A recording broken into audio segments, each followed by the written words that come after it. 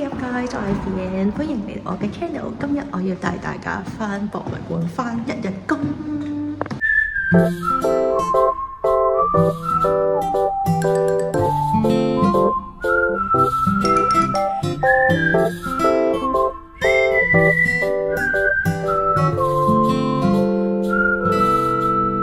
警告：呢段片嘅所有畫面均在返工時候偷偷地用手機拍攝，所以有鬆郁矇嘅情況，敬請原諒。每日返工第一件事就係攞一個 walkie-talkie 更新。喂，要做嘅就係周圍咁樣行下啦，睇下 gallery 有冇啲咩異常啊，有冇啲乜嘢 visitor 需要幫助。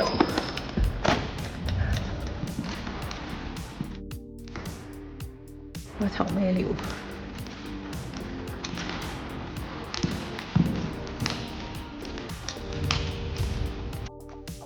我返嘅呢個museum呢，就有幾間唔同嘅館子嘅，咁每日就係行下、企下，同人哋傾下偈，講下 Good morning，engage 下啲 visitor，做下活動，介紹下展品，睇下有冇人食嘢、飲嘢、食煙或者做啲唔恰當嘅舉動就去阻止。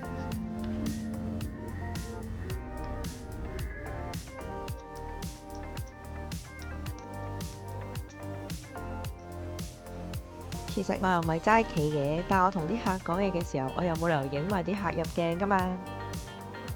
再 spend 啲時間同啲藝術品交流下。一定會有人話：哇！你返工睇展覽，爽死你啦！喂，大佬，一個展覽擺半年左右，日日都睇，係睇唔到半年㗎。仲要唔計一半左右都係 perm 嘅展覽，即係由我第一日返工到我最後一日返工，佢都一模一樣樣。幾鍾意睇展覽，都冇咁多新鮮感係嘛？個人嚟講咧，超級中意呢件超靚，搬唔到佢返屋企。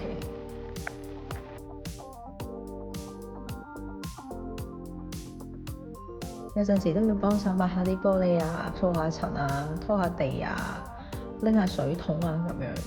尤其係落雨有水嘅天氣。之後就係半鐘嘅飯鐘。你哋係咪以為咧，每日返工咧就係行啦、企啦同埋坐啦？其實我哋最主要嘅工作咧就係 reading 同埋 fundraising。好多人都知道 museum 係非牟利機構啦，但係其實佢哋都需要錢去運作嘅。而好多人都以為咧 council 咧養得起成個 museum，其實係唔係嘅。所以我哋咧都需要一啲捐款啦，或者做一啲 fundraising 嘅活動咧，去籌集呢個資金。如果唔係邊個出糧俾我？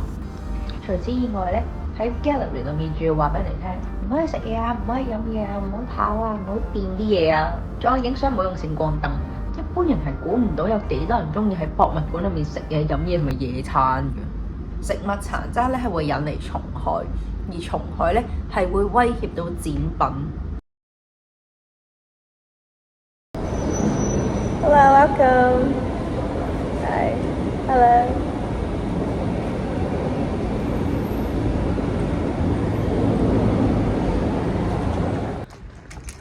中途仲要轉場。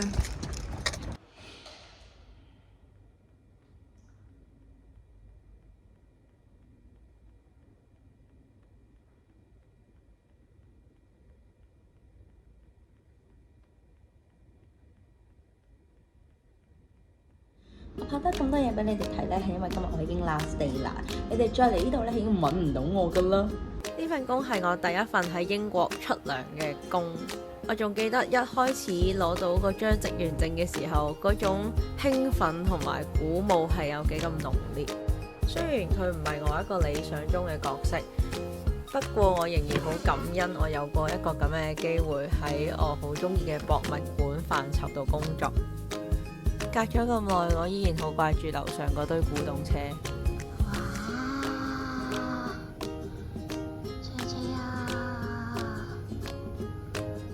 見到有人愛惜啲展品，甚至乎喺博物館入面野餐，以至搞到成地都係食物殘渣嘅嗰種燥底，或者係要搭個半鐘頭火車再行8個字上山返工嘅嗰種鍥而不捨，都係呢一份工曾經對我有幾咁重要嘅證據。